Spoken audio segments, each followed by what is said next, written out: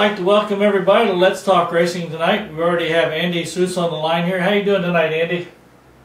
I'm doing good. I'm down in Daytona International Speedway. What's better than that? Well, now, why would you be down in Daytona? What's going on down in Daytona? Somebody needs to clue me in. Well, carried out a dream, basically, down here for Florida Speed Week, and I've done a lot at New Smyrna with the modified, but this will be the first chance I've ever had to run around the big track, and pretty excited to do that in an ARCA car. So practice will be tomorrow, and hopefully we'll have enough speed on Friday to get in the race for Saturday. How well did you do in the practicing? Well, we came down for tests in December and in January, and we did fairly well for our little team. We're trying our hardest. Or we'd definitely like to see a little bit more speed. There are some people here that are just treating it like cup. And like I said, we're running out of a 24 tag trailer, just trying our hardest. So it's going to be tough to get in the race, but we're going to give it our hardest. Cool. Now, you've been around doing a little bit of racing. Go ahead and give us a little bit of background about yourself so some of the people that are watching can learn something about you. Well, I grew up in Hampstead, New Hampshire, small blue-collar town, and just was a race fan. And my parents got me a go-kart to run around the yard, and I talked them into getting me a race go-kart. And it was kind of funny. It took me 4 years to win a race, and when I did, things just kind of took off. Won a lot of races and championships, got some local sponsors, started racing at Star Speedway and League Speedway, and then with the MRF series was modified. Took a trip down to Nashville, Tennessee to race there, and ended up winning it, and kind of meeting David and Jeff Riggs, got hooked up with them to run on the NASCAR tour. Cool. And been winning races for them, and then when that team shut down, kind of bounced around, ended up driving for Ideal Racing and Eddie Harvey, and we were together for 3 years, and this past year had some pretty good magic, and wound up winning the championship for the NASCAR Wheel Southern Modified Tour.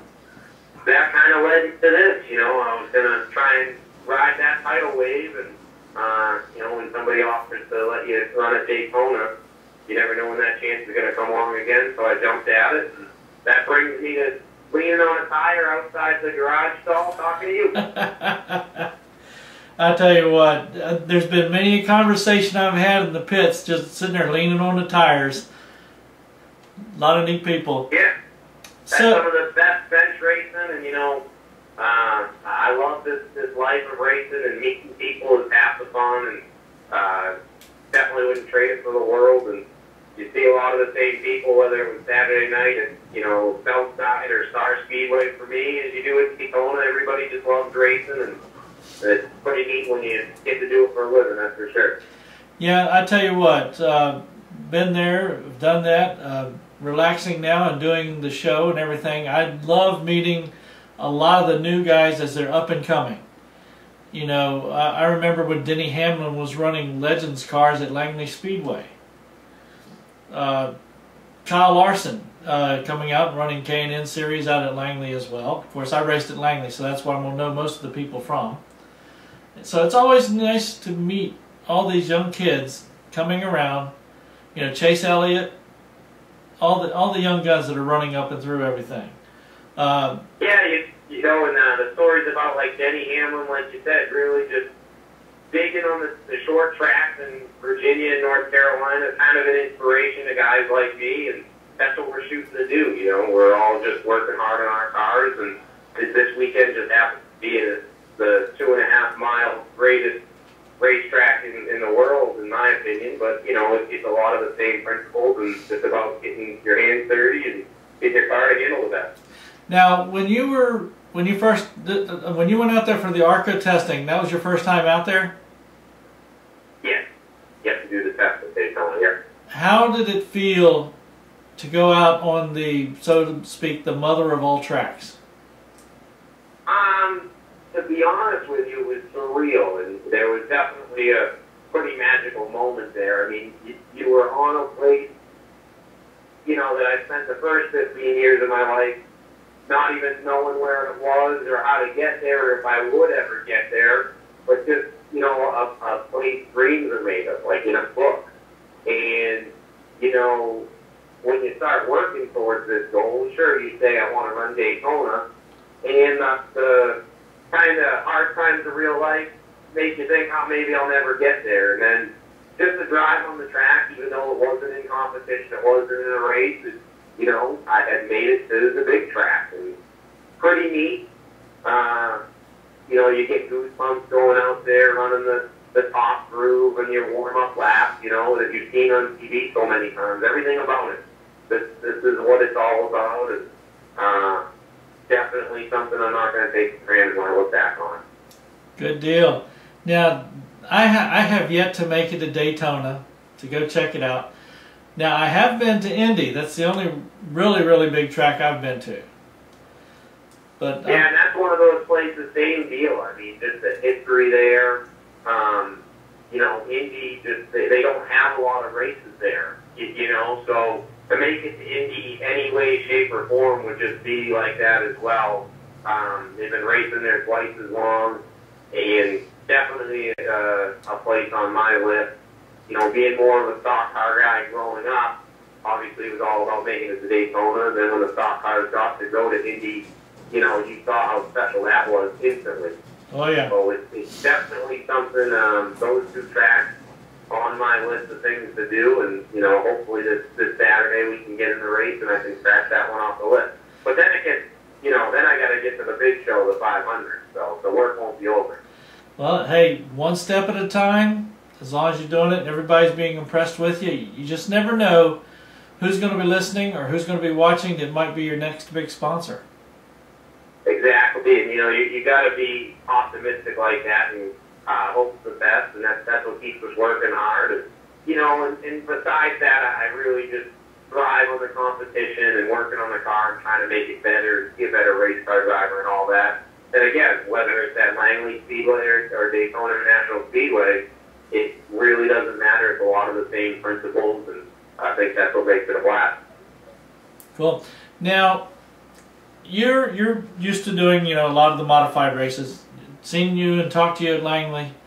Now, the time differential, when you go zipping around a little teeny short track like Langley, the 16 seconds, you've done a lap. Now you go out there to Daytona, and it's just immense. Yeah, you know, I've never, a lot of you ask, you know, I've never had the sensation of speed. I've never really known how fast I was going. And I've always said you don't know how fast you're going until you do it sideways or backwards. Then you really know how fast you're going. Yeah. But, if, you know, a place like Langley, it's almost, it's so much tighter. In the wall, that much faster. Daytona, you know, it's big and it's sweeping, and you move from the bottom of the track up to the top of the wall, but you do it at a slower pace where, you know, if the car steps out on you at Langley, you're going to hit it. There's not much time, you know, for forgiveness. So that little tracks, to me, have always seemed faster because stuff happens faster. Yeah. And you know, it's definitely something that's honed my skills over the years. I've always loved bull rings.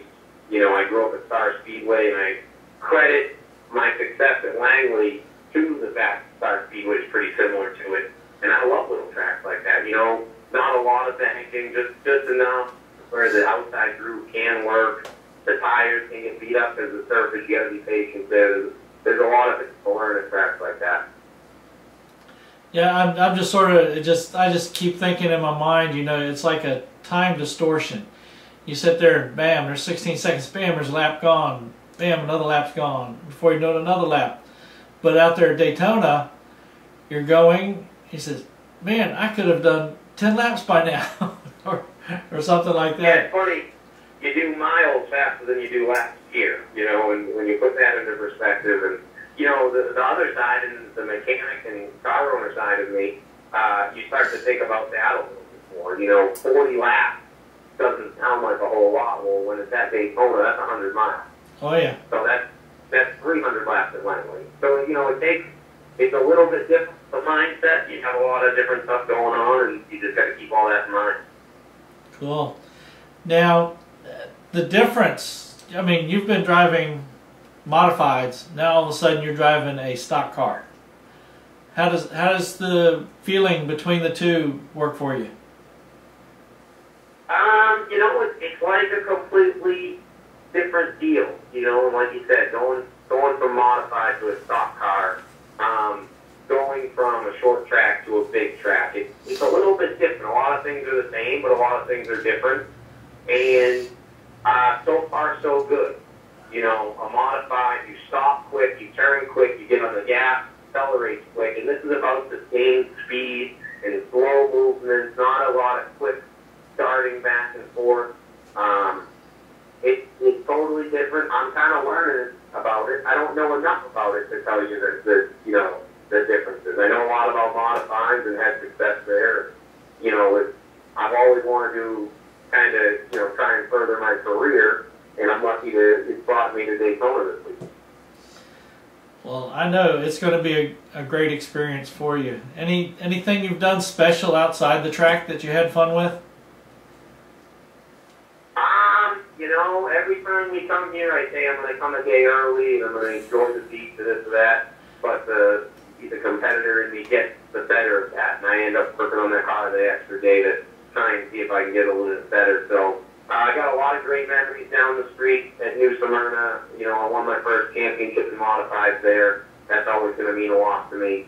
And it feels a little bit bittersweet that I won't be there this weekend with all my modified friends and trying that. But, like I said, why I want to do this, we may not have the biggest motor or the fastest car or shot to win, but, who's to say I'm ever going to have a chance to put on my driver's seat and go to Daytona and say I'm going to drive on it again. So I'm going to jump at this opportunity, and if it doesn't work out and I never get an ARCA car again, hopefully I can head up back down the street at New Smyrna in the modified.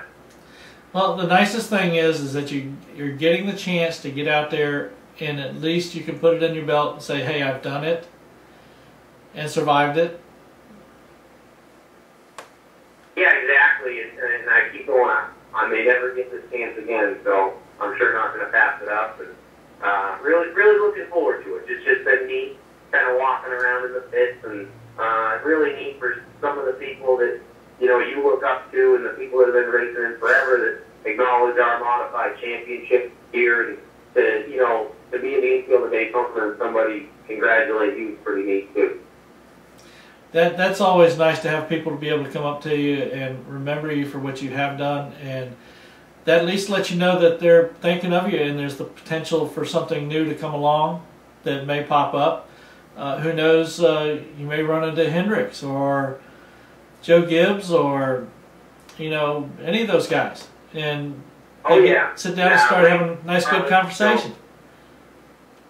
I'm sorry. Charlotte's been really neat for opportunities like that. I had Jimmy Johnson hold the door for me. And while I'm not going to say I have a Jimmy Johnson hat or T-shirt, I'm not his biggest fan. I definitely appreciate what he's done. And while I don't think I got starstruck that day. I said, wow, that's Jimmy Johnson. And, switching hats and being the world's biggest race fan that I am, that was pretty neat in itself. Yeah, I've had some friends of mine that when they started out, they're now working in PR and marketing in NASCAR. And I used to remember, I'm not afraid to go up to somebody and shake their hand, say hi, tell them who I am, and start BSing with them. Everybody says I can just talk to head off at anybody. And so many times I'll say, hey, oh, there's Bill Elliott. Come on, let's go introduce you to Bill Elliott. Oh no, I don't know him. I haven't met him yet. Well, how else are you going to meet him? Come on with me, And it's just one of those things. So for some people like me, it's easy to go up to and talk to just about anybody.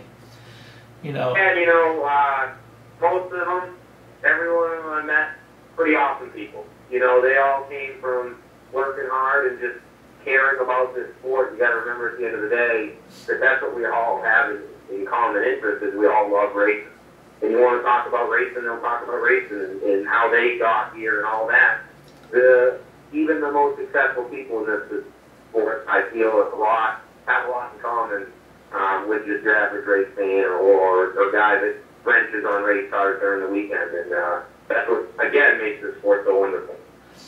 I will say this, I find it when I was racing and I was at an event or was somewhere where we had other notable drivers there, it was a whole lot easier to go up to them when you're wearing a driver's uniform and talk to them than if you just come up in, wearing regular street clothes, so to speak, and try to talk to them.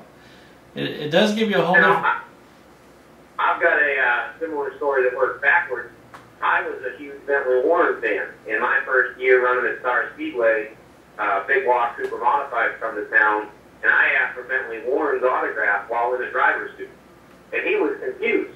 He didn't know why was this person. I said, Mr. Warren, I've never met you. I knew you were going to be here. I got a hat of yours, that I've had since I was a little kid. I really wanted you to sign it. And even though he was racing on the same track as me that day, it wasn't going to stop me from getting that opportunity. It was kind of funny that day, and I've gotten to talk to him about it since then, and he always brings it up. He thinks it's all right. You and I probably have a lot of neat stories about different things like that. A lot of the guys that I've talked to on the show here, and if I go visit them at one of the raceways or something, and they're doing autographs or something, and I'm just stopping by and we're BSing. And part of the rules when you're media personnel and you're checked in at the track under your media credentials, you're not supposed to go get autographs. Okay? And I'll be sitting here and talking with some of the guys in Truck Series or Nationwide or some people in the Cup Series, and next thing you know, they're pulling out one of the cards and starting to do autographs on his stuff. I said, I don't want that. I'll get in trouble. He says, oh, hell, just go ahead and have it anyway. I'll tell them you didn't ask for it. I gave it to you. And it just drives me bonkers that I'll have somebody walk up behind me and says, you're not supposed to do that. Give me your credentials. You're out of here. Yeah.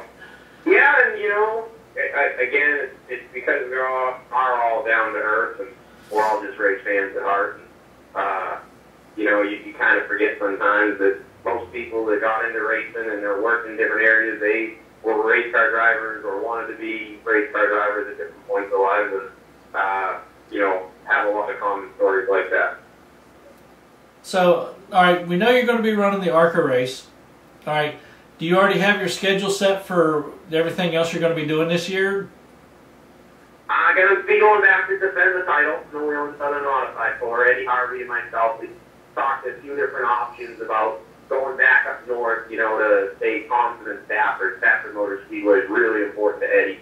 And but this year with work schedules and other things going on, we decided we're going to stay local to the Lexington, North Carolina shop and defend that and kind of see how the season goes. Hopefully, take both Loudon races, run the Tri-Track Series, which is between Lee and Adonk and Seekonk in New Hampshire, and get back at becoming number 70 a little bit more this year. We didn't get to last year. We're so focused on that championship that it's always special to go back and run with my family and close crew members, from New Hampshire. That was one hard thing, leaving New Hampshire and coming to North Carolina, so I always like to go back and run with my close friends. Now, will you be making a trip back to Langley with us? Oh, I'll be there twice. I won't miss that. All right. I've run modified 3 times. I'd be there a 3rd time. I always love coming back to Langley.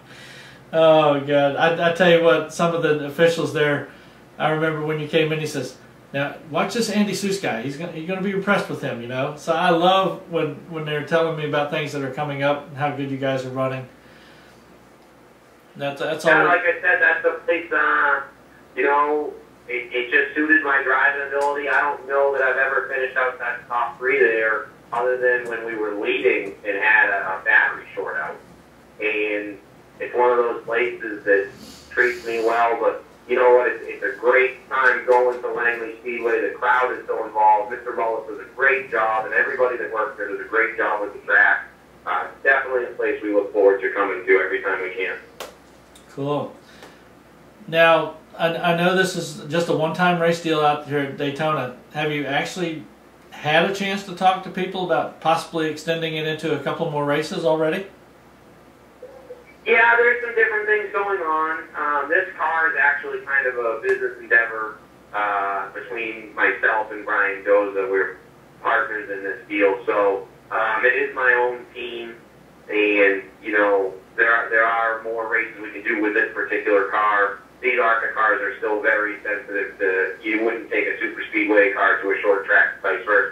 So Oh, right yeah. now we can't do the whole schedule. We could definitely come back to say Talladega, and right now that is the plan. And just got to get through this weekend and reevaluate everything.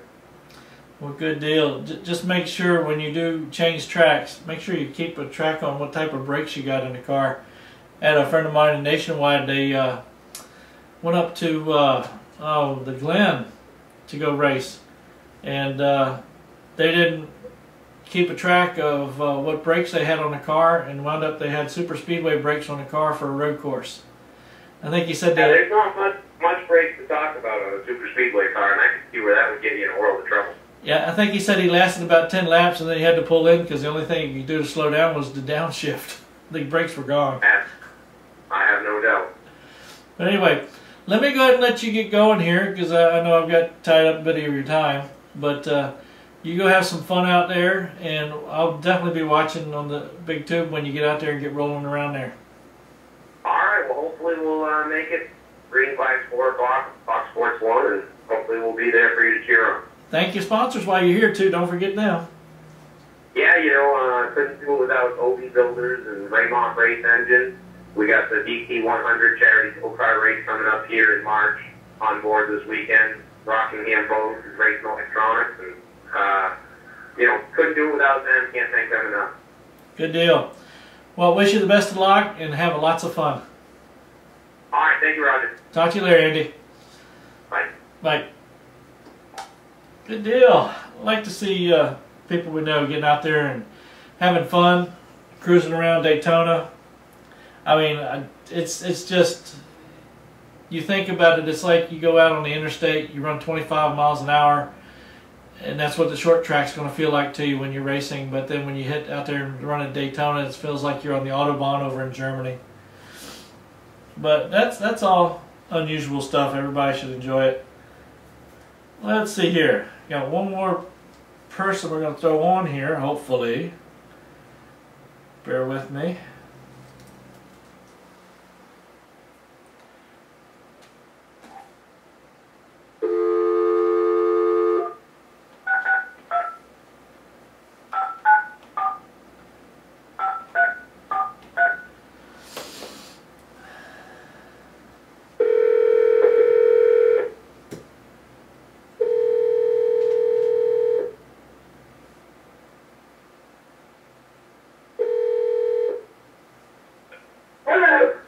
Hello, did you get my text I sent you? No. Okay, well, I was sent you a text that I'll be calling you to put you on the show tonight. Oh, okay. So guess what? You're on the show. That's pretty cool, man. We got Terri O'Connell. Hold on a second. Hold on one second. All right.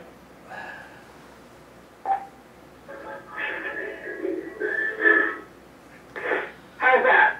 That's better. All right. Yeah, I'm Now.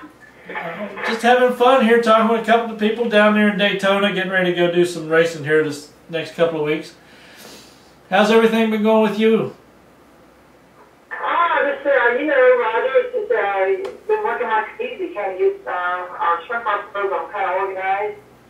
And then, of course, we're working on some stock car stuff and some sports car stuff. So, a little bit crazy around here. Well, I mean, you're used to that. Yeah, that's my middle name, Terri Crazy O'Connell. I believe it. So you're going to be. So I hear you're going to be running back up in Nashville. Knoxville rather. What am I saying? Nashville. Duh.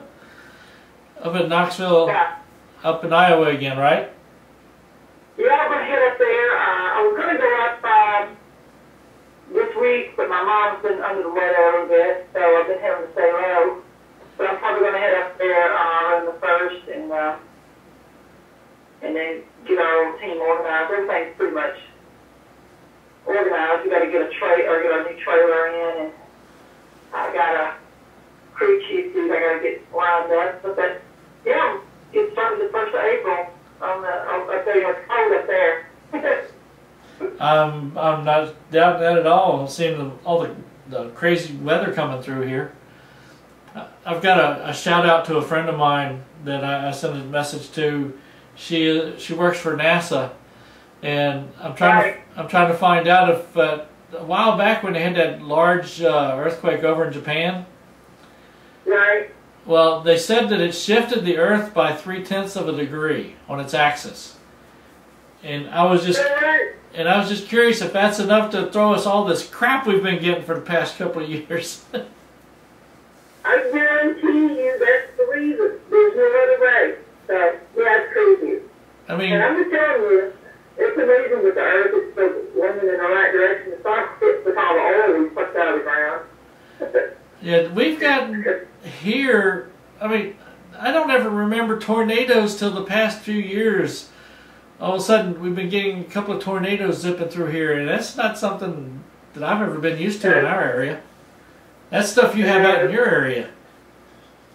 It's really unique for us there.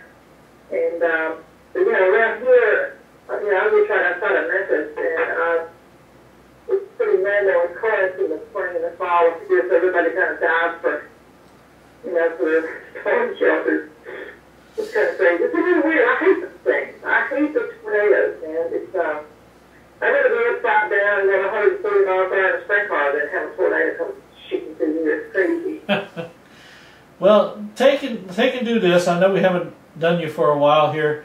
Do a little a brief synopsis on your racing career, so some of the new listeners and potential possible sponsors, hopefully, just learn something about you. Well, yeah, I've been racing. I just turned 50, and I've been racing for 37. I know you. It's a little crazy. But you know, from me, I looked out. You know, I grew up on carts, and you know, won some national championships, and you know, those things, and then moved into the main sprints. I guess the 600 cc micros, and won a national championship there, and moved into the sprint cars. Now, I was kind of that West Arkansas group, you know, with Swindale and Ben House and all that stuff came out of it. Well, I won a bunch of races, such practice, we ran sprint cars, and was fortunate enough to get hooked up. But actually, Michael and Ned's dad, Harold, owned a sprint car company called Challenger back in the mid and late 80s. And got hooked up to those guys and went to the West Coast and drove their house car out there. And had success, you know, won races and this, that, and the other. But I always had the itch to get down to do some front car stuff. The late Steve was I was kind of one of his little proteges through the years, and he kind of took me under his wing and helped me get some NASCAR stuff going. And, you know, and ultimately got a couple races under our belt, watching him. And so anyway, we just kind of, you know, over the years, retired a little bit and got back into it. You know, Roger, over the last 8 or 9 years, we've been really trying to put something back together in the NASCAR world, and of course, got some sports car stuff. Ironically, Matt and I were talking, you know, 6 or 7 years ago, 5 or 6 years ago, really, and just off the cuff said, "Did you know I really have to have one more shots of sprint cars? They're so much fun." And honestly, it wasn't a week later that some guy named Scott Galpin from up in Iowa called me and asked me if I was going to try this sprint car. It was really weird.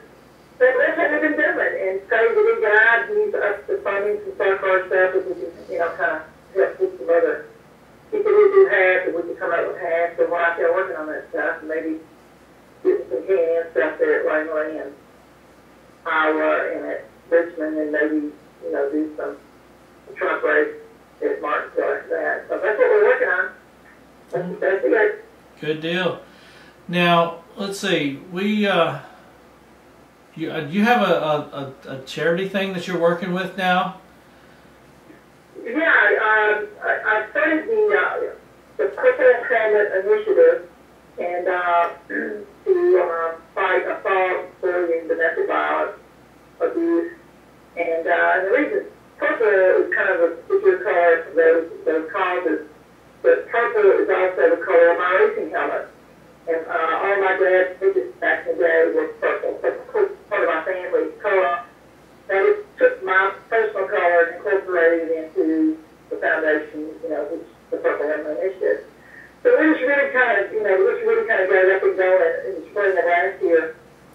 And so, I'm trying to put a nice little network of people to help, kind of network that, trying to raise funding, because I actually have to have a Purple Helmet Initiative car on the racetrack. And so we're out working that as well. And anybody needs to, wants to help us push that forward, we really appreciate it. Well, I just had an idea. You should reach out to the Minnesota Vikings. That'd be a great idea, actually. This is, ironically, there's this liberal TV guy. Not that I'm liberal or conservative, I'm pretty much a no writer, but he actually just own and, like our Facebook page and got involved and stuff. And he's a big Minnesota Viking fan, so maybe we need to reach out to that guy and see if he can help us push them. That'd be kind of cool. I know that Faith, your wife Faith is a big Minnesota Viking fan, right? Now I'm a Vikings fan, not Faith. Okay. I have to mix that. When Faith has several teams that when they go to play, she always calls it the "Who gives a shit" game. Oh, okay, cool. I got it. I'm good. That's cool. That's like. I get it. I mean, she's. I'm sorry.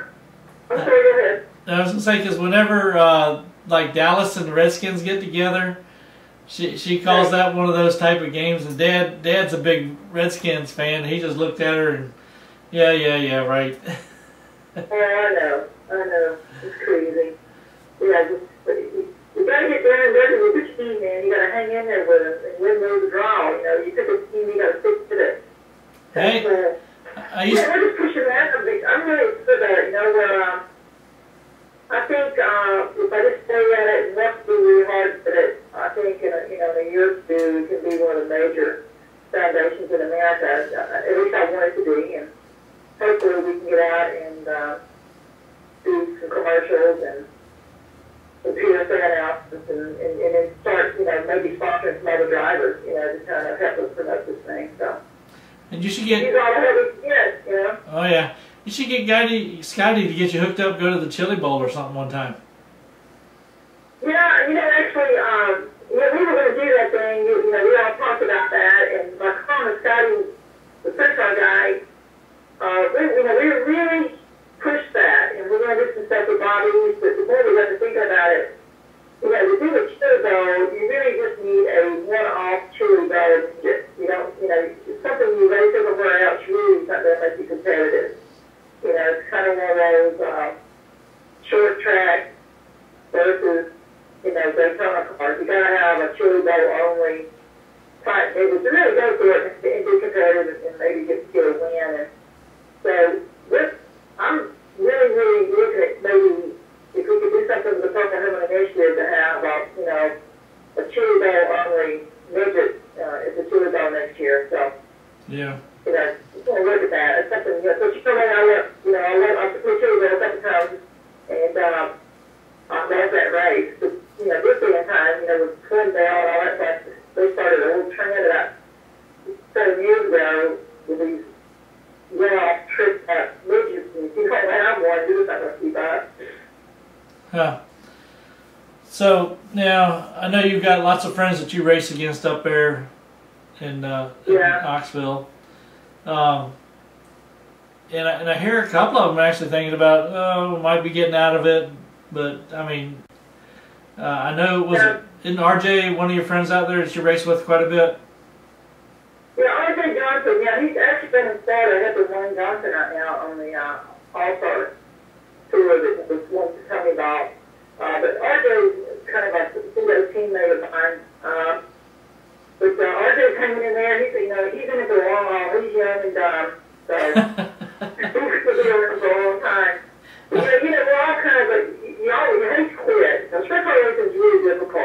I think the Gas Coaster, the Jeff, Casey, or Stenhouse, or Coffin, it's really kind of, it's one of those types of race cars that they're so fast, and they're so much fun, and they're really, really hard to drive. But it gets in your blood, you don't want to quit it. But at the point you go, okay, I'm really kind of getting to that point with it. Maybe a little bit much, to put that much risk into it. You and I had that conversation. There's too risky to drive, and so there's a few drivers. Some guys cut the acne, something to do sprint car racing. Like Kinder's not going to run the outlaw tour, but he's got the all stars and the pick and choose.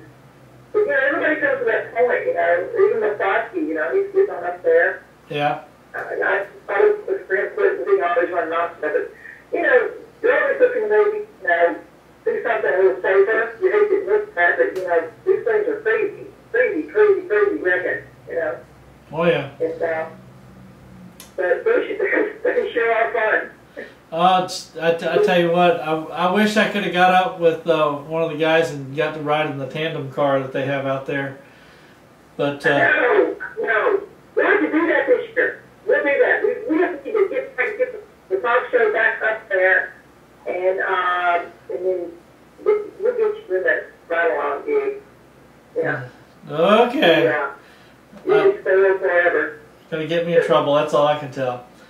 I do get tickled whenever you use that little saying when the drivers are young and dumb, the new ones that are coming up.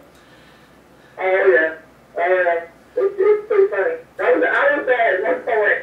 Yeah, you were there, been there, done that, right? It was really funny. After beforehand, Terri O'Connell, who's one of the mainstays there at Knoxville, he's got some kids coming out there. I never will forget, we were out there in hot laps, and you clip around with, you're reading off in the corner at 160 miles an hour out there in 410. That's tall now, and up on the cushion on a half-mile dirt track. I mean, you're sitting along. So I'm off in the corner. I've already spit myself to death. I'm so deep off in the corner. And all of a sudden, here comes the sprint car body on the inside, just wide open, and that flies up in front of him. He bounces off the cushion, slips out into the parking lot. Because it was a 16-year-old son of Terri O'Connell. Oh, gosh. I was already over my head. I ran off into the corner. But he was way over his head when he took off in the corner. But it didn't scare him, faze him one bit. He just kept on, the next week he was back doing the same thing. Oh, that was cool. I wish I would have to do with it. He probably said, oh, that's cool. Let's try some more stuff like that. Yeah, that's all the cool stuff. Yeah, you're really cool. Think it's cool. You keep on playing these race cars. Yeah. So, now, you were saying something. I'm sorry, go ahead. I was going to say, you were saying something earlier about Tony Stewart, and I was going to ask you, what do you think about his resolve to probably not go sprint car racing anymore? Do you think he'll be able to do that, or do you think it's not going to last? I think there's some politics in that right now, to be honest with you about it. I think Tony, first of all, is that Tony is so entrenched, and so many people depending on him to run, Stuart Haas. And it's kind of, Haas is built around him. So the whole NASCAR program that he does is really what makes the money drive all these other projects that he does. Yeah. So I think the funding, because of insurance and his team motor cost, I think they'll all have that conversation. But, we just need to maybe have Tony back away from that for the time being. But I assure you, once his NASCAR career, is behind him as a driver, he's going to be driving sprint cars. You can count on it. Yeah, I mean, because it's hard for him to back out of it. Look, he's already bought 2 of the divisions out there to make them all into one division. Right. Racing out in that area. Yeah, and I think he'd like to buy another one, too, just to be honest with you about it. And the other major division, the World Outlaws. But I think, it's a situation, and you and I talked about this, we all love NASCAR, we all love all these, the big track stuff, the Indy cars, and the sports car stuff. But those things are getting harder and harder to package for television. Everybody's attention span is shorter. It's just, everybody wants to be energized a little more on a constant level. And I go and look at this cage fighting stuff that they do on live TV. That's a pretty big deal. And I see sprint car racing kind of in that vein. It is kind of cage fighting with race cars on one level, because it is so aggressive and it's quick, But I always thought that if you could put a nice TV package together and do it in a high-level professional way, the sprint car racing would really compete eyeball to eyeball with NASCAR for TV ratings, because it really has that zip to it. It's got that, especially with this young generation coming up, they need that adrenaline push that they crave so much. And sprint car racing, if you have a sprint car racing person, it's going on. It's stuff happening. And if they've never packaged that on television, then I think it's going to be the next generation of motorsports on television for sure.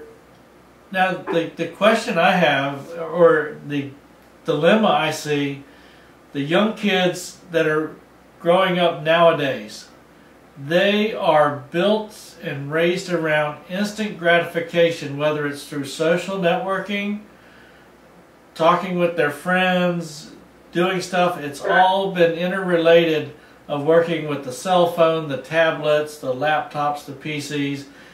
Being a computer person myself, I see it all the time.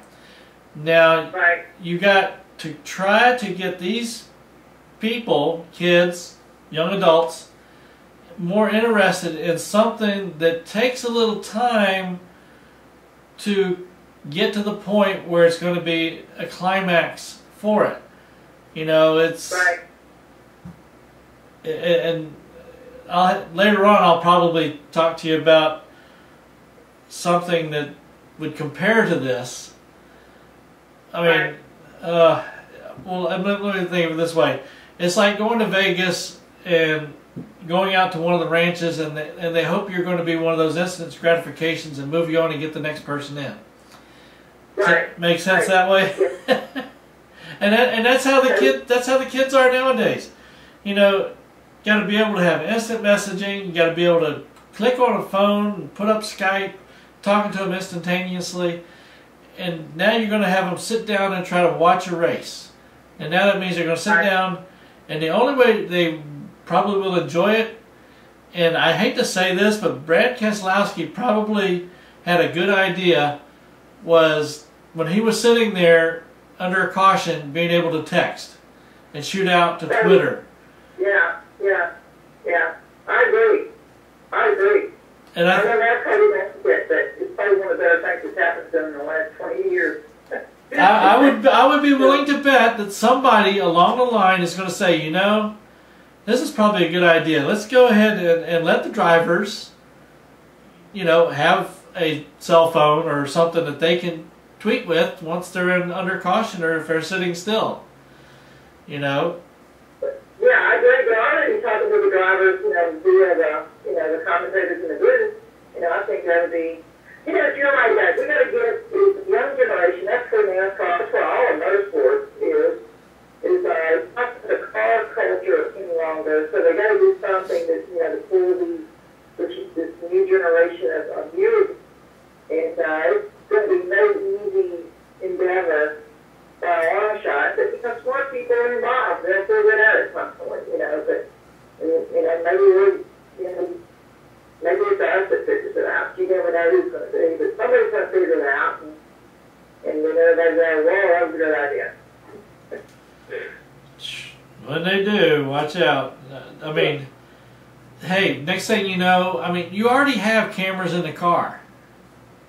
Right. And when they do go under caution, you have the commentators, broadcast guys, talking to some of the drivers and broadcasting it over the airways. Right. And knowing some of the things I do, you're at the track, you're listening to the drivers on your scanner. The ability to, out there, you can go out there, set up a laptop, stream it to a media streaming server, and have a scanner hooked up to it, and be able to catch everybody's conversations. I totally agree. You're exactly right. You're exactly right. That's sort of what they finally started doing with some of the stuff now. You can go sign up and listen to all this other stuff. Pick your driver you want to listen to during the race. Yeah, it gets everybody involved, and that's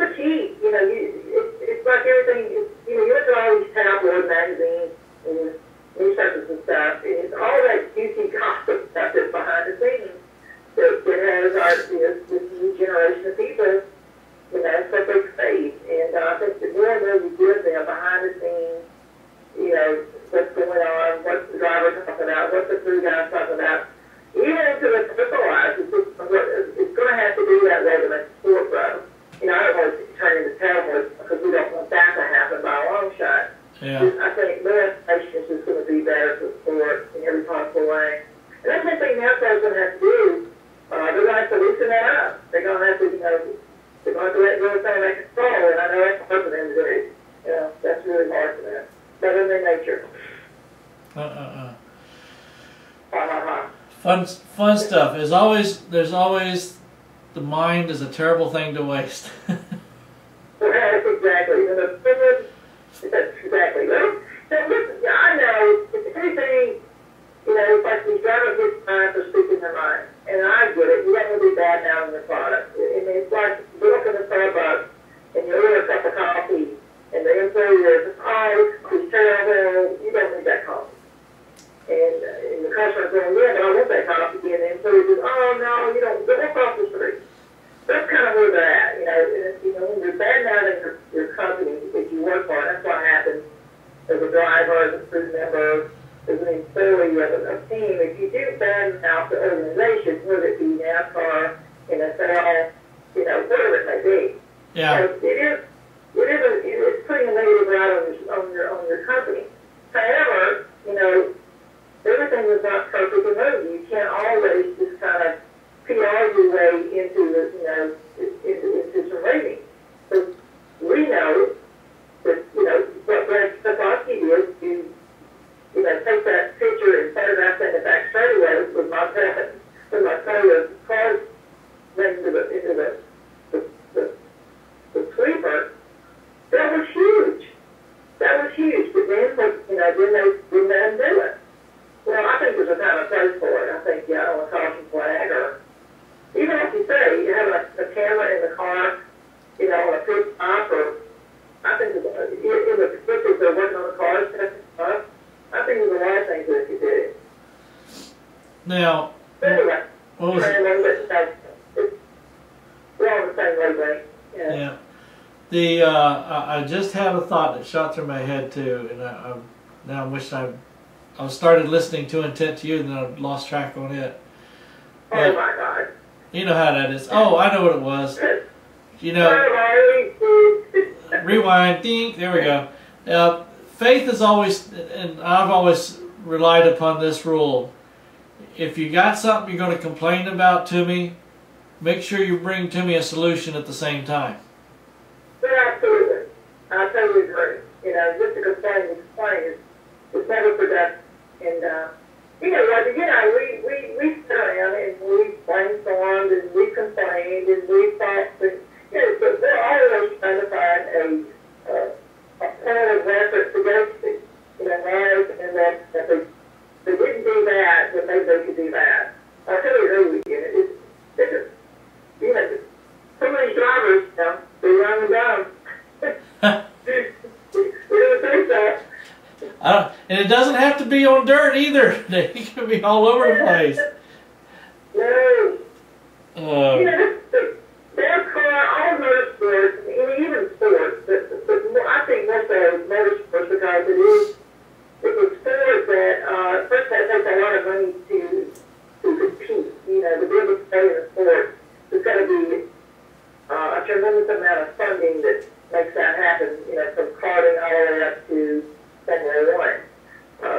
So somebody has to pay for that.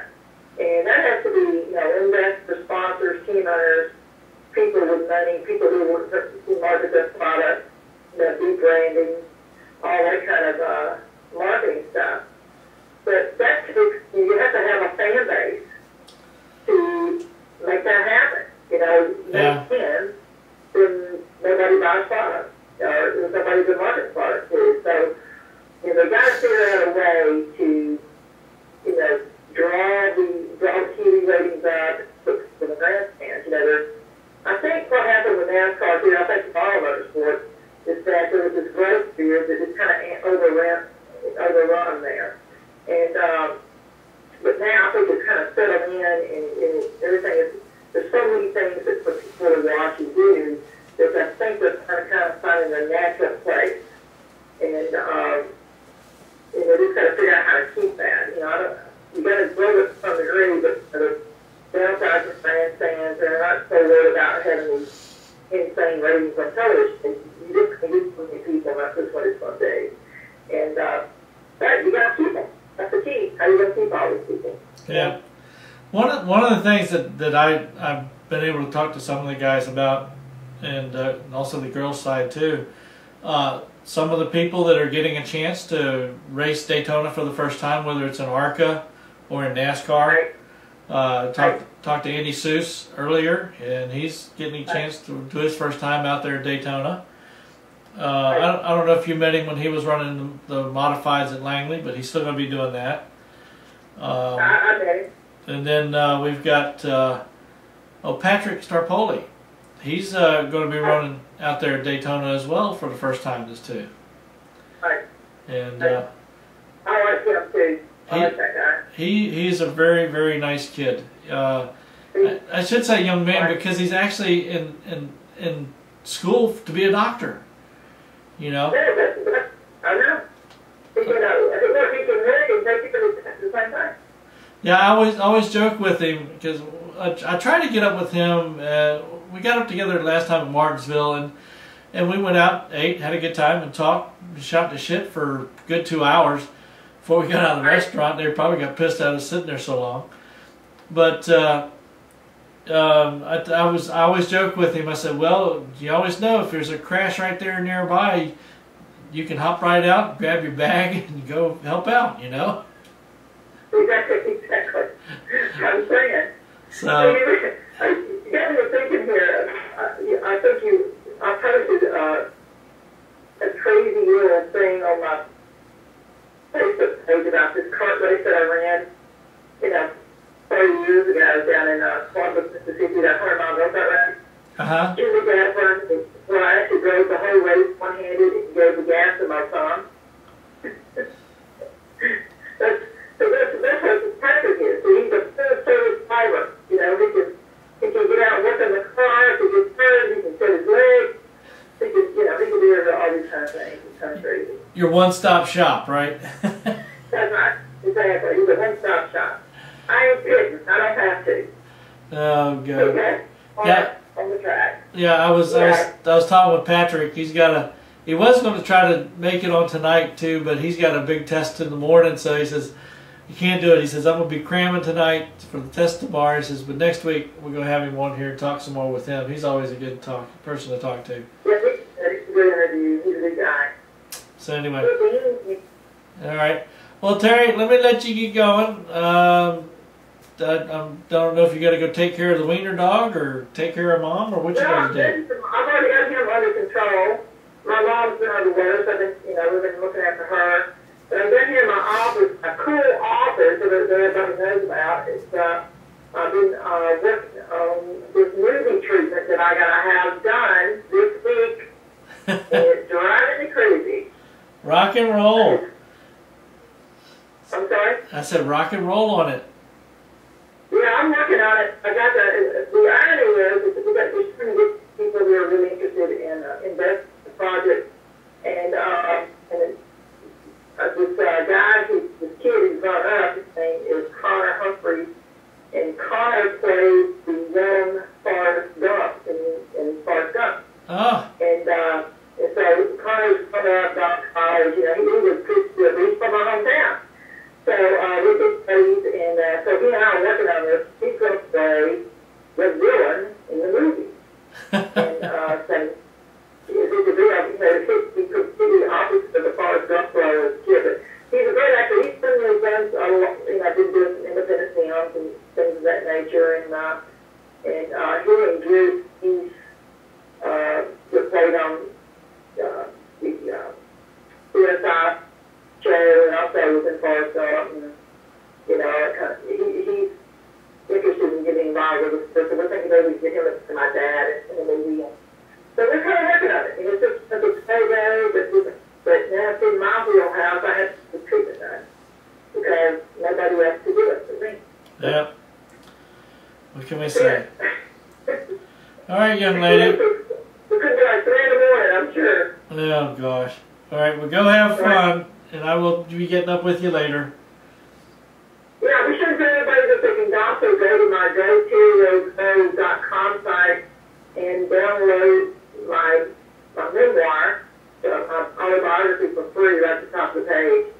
And it's only going to be people are only going to be able to do that for like another month, and then we'll have a revised edition that you can get on Amazon. But they should go in there and get it, and be sure to go up and they're reading it too. The GoTerrio.com site, and go download the Dangerous Curves book about your life so far. A continued GoTerrioGo.com. How long do you think the book's going to wind up being? I hate to ask. I'm sorry? How big is that book going to get to be? I tell you, every year, I know. The thing about it, the new version is going to be, we're making it smaller print because that'll take about 100 pages out of it. Oh, yeah. The first version, we had it printed with larger print. Right. But we're going to do this kind of normal. But also, we're going to have in the revised edition, which is just, some of these additional stories and my racing through come back and all that kind of stuff. But we're going to put probably the last new set of chapters that we're doing, we'll be able to download it on the website. One of those private books, and then you can go download the other 4 chapters. That way, the page shut down, and it won't be so expensive to buy. It's expensive when you get the page done up. Yeah. And, we would have had it for sales for around $21, $22 instead of $30.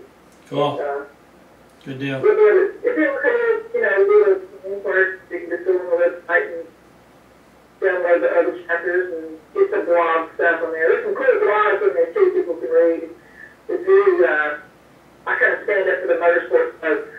They don't like what I wrote. Kind of cool. The stick and ball people don't like what I wrote, but the motorsport people love what I wrote. Kind of cool. All right, well, have yourself a good night, and we'll catch you again later, young lady. All right, guys. Appreciate it. Y'all have a good one. And don't forget, everybody, the Purple Helmet Initiative out there. Check into it. Yeah. That's about it. That's about. All right, guys. Later. All right. Good night. Bye-bye. Bye. All right, Terri O'Connell. She's been around the track a few times when it comes to racing. Over 500 career wins. Nicest girl I've met when it comes to the racing stuff. I meant to talk with her about Johanna Long. We always discuss poor Johanna. She's an excellent race car driver. Just cannot get any good breaks, and it looks like she might have finally gotten some good stuff where she can get out and do some good racing and get herself noticed more by sponsors and get her career kicked up a few notches. We'd like to see that for Terri as well. She's willing to get out there, work hard, bust her butt, race hard, and let the boys know that the girls just don't roll over when they come to race. Anyway, everybody, we'll catch you next week on Let's Talk Racing. Hope you enjoyed the show. We'll see you next time. See ya!